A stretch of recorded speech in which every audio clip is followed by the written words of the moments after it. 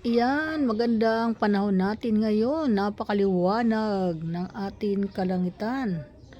Yan, sana laging ganyan na. Di na tayo dadat nga ng mga bagyo ba o kung ano man mga sakunan darating.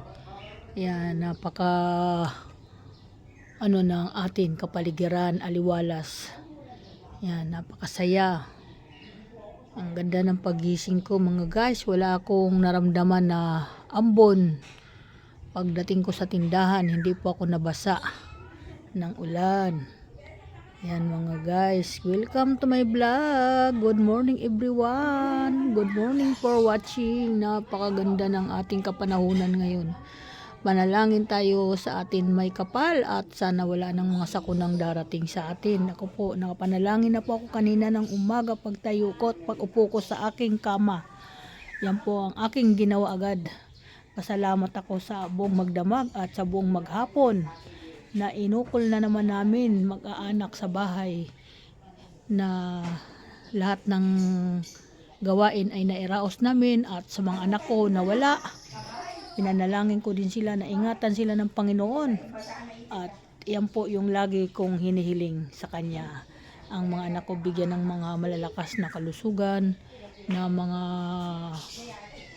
yung mga kanilang galit, hindi sila agad nagagalit at baka ma-high blood kasi gaya na po sila sa akin na high blood na po, mataas na po yung kanilang mga high blood. Yan ang minana ko daw sa kanila. Kakaiba, sabi ang ganun.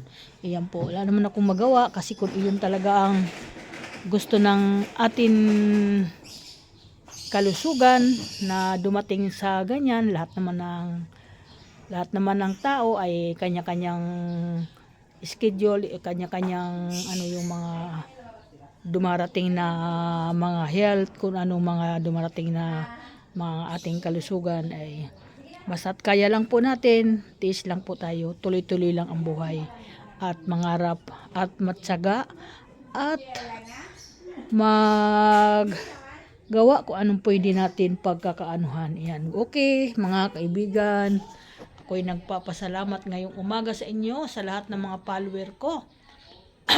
Salamat sa inyo. Welcome to my vlog. Sobra.